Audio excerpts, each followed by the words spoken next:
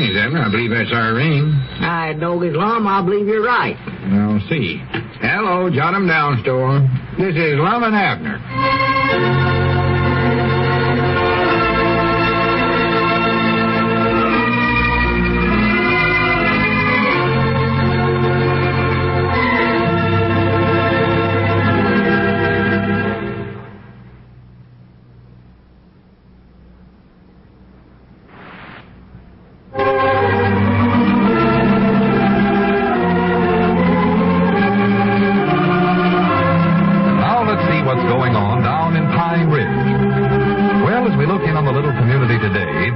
Lum in the Jot 'em Down store talking to Mr. Duncan. Listen. Yeah, well, we'll go over and look at the lot right away, Mr. Duncan, I think. Well, let's get going then. I'm anxious to get this thing started. Yeah, well, tell you what, let's do. You go out and get in your car, and I'll be with you in just a few minutes. I've got a couple of other things I've got to take care of here first. Business matters, you know. Well, okay, but hurry up. I ain't got all day. Yeah, be right with you. Drink. Lum, what did you tell Mr. Duncan that for? You ain't got no lot to show him, and you know it. I know I ain't, but you heard what he said. He said he's got another fellow that'll build a house for him. So if I can get this one started for him right away, then he wants me to return that $250 deposit he gave me. I heard him say that, Lum. Well, I ain't got the $250 to give back to him. I had to pay that on that pioneer I was forced into donating to the church. Well, Lum, it just... The only thing I can do now is to try to stall him along till I can figure out some way to build him a place. Yeah, but now, what was the idea of telling Mr. Duncan to go out there and get in his car, and then you'd go with him to look at this lot that you ain't even got? Well, I don't know. I just needed a few minutes to study. Lum. Collect my thoughts up together. I just couldn't seem to think at all with him standing there looking at me. Yeah, I could tell that. Well... now that he's out there waiting for you and you've collected your thoughts, what are you going to do? I wished I knowed. Have you got any ideas, Abner? Don't look at me now. You got yourself into this. Yeah, I know.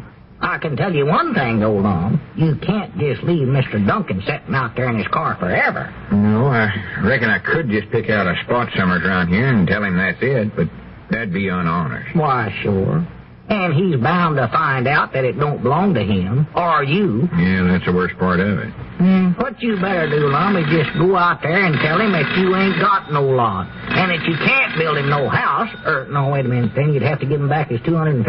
Well, wait a minute, I think that's our ring, Abner. Oh. You run out and tell Mr. Duncan that I'm tied up on the telephone for a few minutes.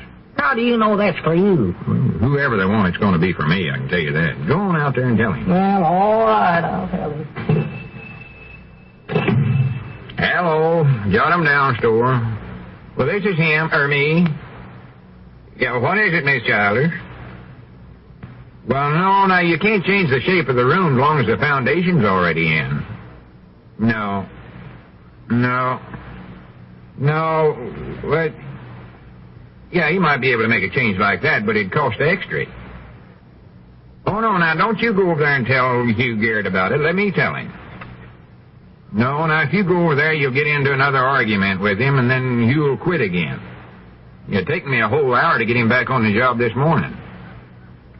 Yes, Mom?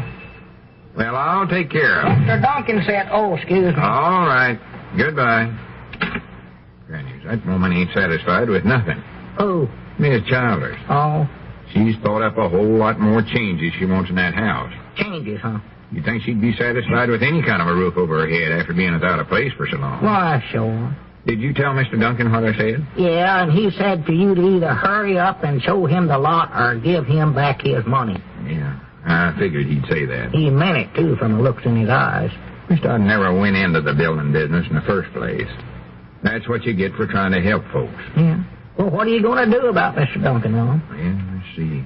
Got to do something. Why, sure, he's going to come in here in another minute and demand. Oh, howdy, Grandpa. Howdy.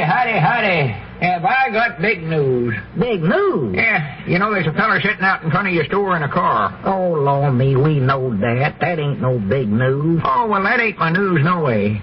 You'll never guess what it is. Never in this world. Well, what is it? Never in this spaven-legged world will you guess it. All right, then, tell it to us. Because it won't be news by the time you get around to telling it. Yes, sir.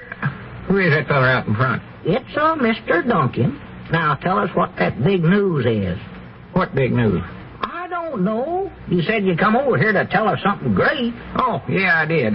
The Witter Cobb and Lester Parks. Huh? That's who it's about. Oh. The Witter Cobb and Lester Parks. That's who it's about. Well, what about 'em, Grandpap? I know now why they had their heads together the other day. You do? Yeah. Well, whatever it is, I don't want to hear it.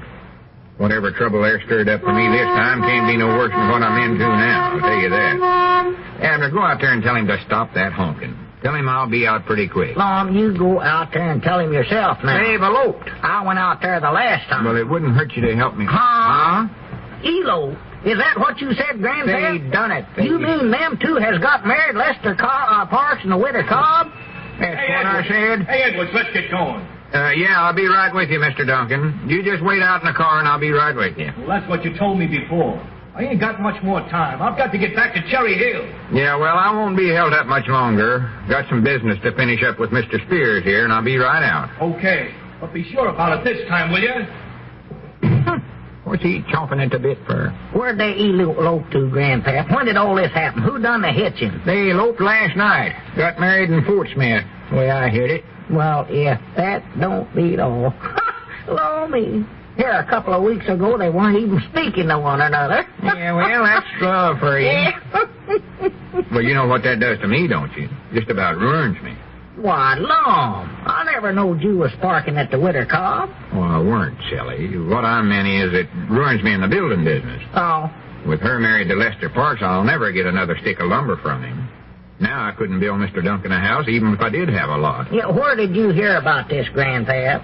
Charlie Redfield got it from Miss Foster, and she knowed about it 'cause Tom eloped along with him to be best man at the wedding. Well, I'll be a polka-dotted possum.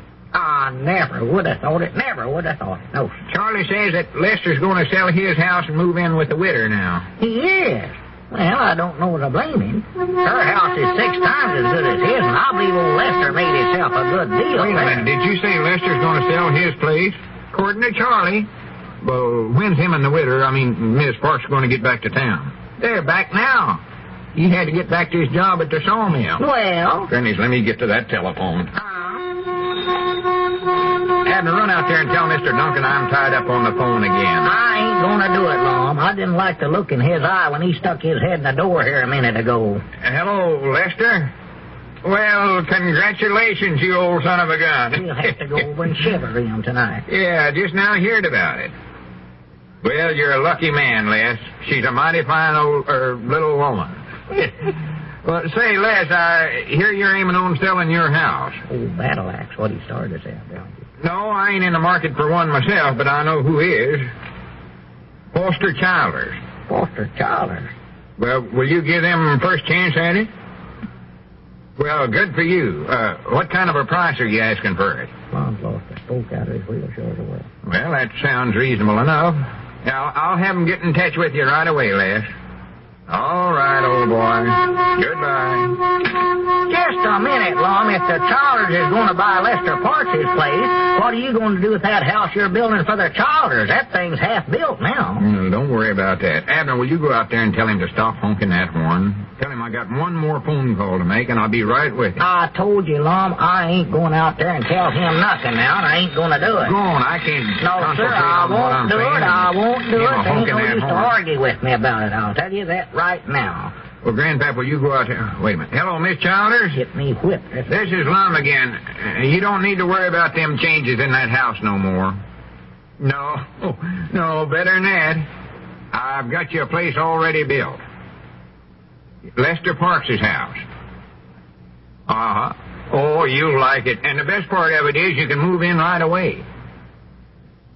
Well, it'll cost you less than that than I was going to build for you. Uh-huh. Well, that's fine. Yeah, well, I'll tell you what you better do. You better call up Lester and close a deal with him right away before he sells it to somebody else. Yeah, I talked to him for you. Oh, not at all. I was just proud to do it. All right, Miss Chowder. Not at all. Goodbye. Now, then, the next thing I got to do... the next thing for you to do is to get out of here, Lum, because here comes Mr. Duncan again. He don't look like he's going to fool around either. All right, Edwards. I've waited as long as I'm going to. I don't know what your game is, but I want my $250 back, or else you're going to pay me right now. Or else what? Or else you're going to go over and show me that lot right this minute. Well, all right. What are we waiting for? Let's go. Huh? You mean that? Why, natural. What's more, I've got a surprise for you. Your Edwards-built dream house is half built. Come on, son. I'll show you through it. Well, for once, things turned out well for Lum. But how long will that last?